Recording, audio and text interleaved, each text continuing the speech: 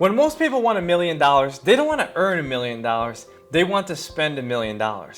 And I believe that there's a lot of ways to earn your money, but I believe the best way, and my favorite way, is to do it through becoming an entrepreneur.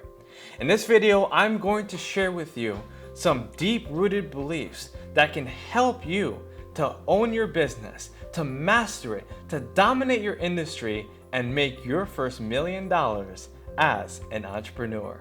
The first tip is to fix your intentions. Like I said before, a lot of people just want to go into business for the profit, for the money, for the fame, for the awards, for the status. They just want to dominate. And it's okay to want money, and it's okay to want fame and recognition. But the fact is that if you're only going into business for the money or the fame, you'll get it, but you'll hate yourself along the way. What you should be doing it for is for the journey, for the experience, for the skill, for the people. Because when you focus on the people, the profit will come. When it comes time to start your business, do it because you love the work you're about to do.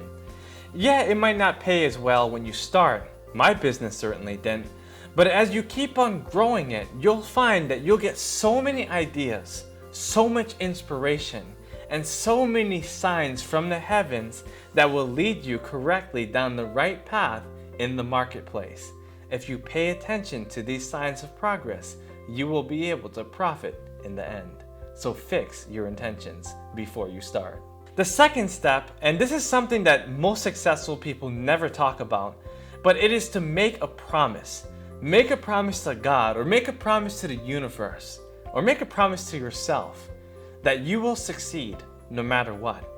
And back this promise up with a timeline and a list of activities and tasks that you plan to accomplish within this time frame. There are countless amount of people who decided that they wanted to do something extravagantly big, and they picked a definite time in which to accomplish it. Let's say they picked 10 years, and they wanted to own a jet, and a mansion, and a Rolls Royce, and a big business. Well, not only did they lay the foundation of their dreams out there, they also listed activities in which they would do to correspond with that goal. Depending on your industry, you might have different goals. For me, I only intended to be an author, but I ended up giving a lot of speeches. I ended up doing these videos, writing a lot of articles, and creating side businesses that supplements my income. I didn't intend to do these things, but I knew that I made a promise that I would do whatever it took, whether it was reading 100 books a year, making a phone call every day, or just brushing up on my habits continually until I crafted my message and my method for delivering that message to the marketplace. And since I've been able to do that, that promise has given me the vision and the power that has allowed me to reach many people. How much money do you want to earn, and in which time would you like to earn it? 5 million in 10 years? 10 million in 10 years? Maybe you want to go for $1 billion. Of course, the more money you want in a shorter amount of time, you'll have to do more for it. So decide exactly what you're willing to do. How many books are you willing to read? How many conferences are you willing to attend? How far are you willing to go to accomplish your dreams? Once you put it out there, the universe will see to it that you achieve your goal. Now the third point is to pick an industry. Now I could have made this my second point, but I also believe that you might not know exactly what it is that you want to do or what industry you want to be in. But what I can tell you is that you have a special talent, a skill, a gift, an ability that only you have, only you can do. And you have to find something that's compatible with that talent, that skill, that gift, and that ability.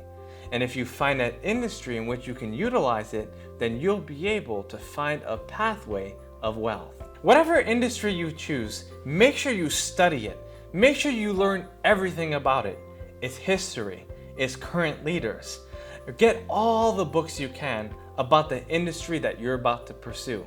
Learn everything you can about everything you want to know, and if you amass the right knowledge, you'll be able to take the right steps in the right direction. My industry is personal growth, and I can tell you I know all the origination, I know the timeline, I know the dates, I know the stories, because I've studied it. And I can tell you that industry leaders, they know the history and they understand all the facets of what goes into their business.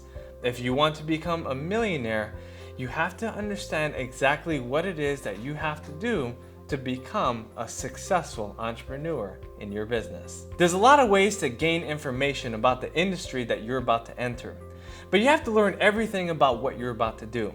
You can find them in the magazines, you can find them in articles, videos, movies even, everything. There's so many different ways, through mentors, through courses, conferences, just talking to people. You can understand the psychology of the industry you're about to pursue.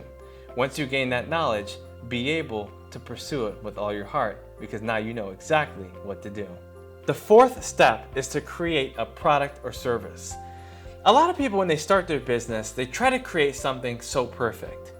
But the fact is that when you create something, it's not going to be perfect.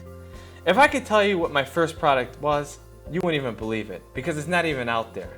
It was so horrendous that I had to work on it and craft it until I created something that I was truly in love with. What is your product or service? It can be something that's been done before, or it could be something that's been done before, but you add a creative spin on it. You've innovated. Or it could be something completely new that the world has never seen. Whatever it is, you need a product to sell and a story to tell. And if you get your message out there with the right product or service, you will be able to help many people and help yourself in return. The key to creating a good product or service is to make the switch from consumer to producer. You see, consumers eat pizza, but producers make pizza. Consumers read books, producers write books. And so you have to be able to understand that there's an other side to the business. And if you understand that fully and start to produce and serve people in that capacity, that is when the profit truly comes. So become a producer and less of a consumer, because producers will always consume, but consumers don't always produce. The fifth step of building a successful business is to expand, but expand through other people. There comes a point where you reach a plateau where you cannot grow any further in income or even in strategy because there's just too much to do. So you have to hire an assistant, or you might have to hire domestic workers, or you might have to hire someone that can help you to do something that you just can't do yourself, or something you don't want to do, or something that's been taking up your time. So make sure you surround yourself with the right contractors, or the right full-time employees or part-time employees that can help you to grow your business. You see, I believe that one of the worst things that people do is that they try to do it on their own. They call themselves solopreneurs, and this is a tragedy in business. If you want to become a successful business owner, you probably will need a business partner. You'll probably need multiple coaches. You'll probably need someone to do your taxes with you, or an accountant, or so many different positions that, I just can't name right now. But I'll tell you that you need people, and you need to surround yourself with just the best.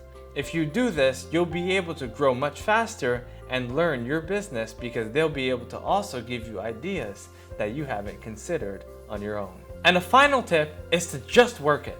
It's to hustle. It's to make the phone calls. It's to send the emails. It's to make the personal visits. I have a rule. When I started my business in my first year, I used to send out 500 emails, phone calls, text messages. I called it the rule of 500. Use the rule of 500 in your business. And if 500 is too much, try 100. Do whatever it takes to hustle, to build your business. If you have to knock on 500 doors to sell your websites or to sell your brownies, then do it. But whatever it takes, hustle and give it everything you've got.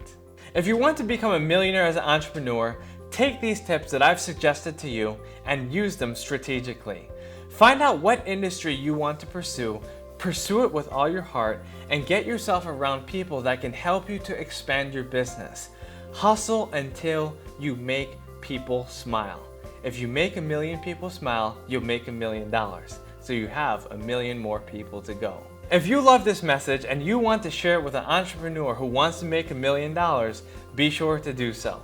Smash the like button and subscribe to my channel. Leave a comment with your business idea and I'll be able to help you to cater that to the marketplace. My friends, thank you so much and take care. I'll see you next time.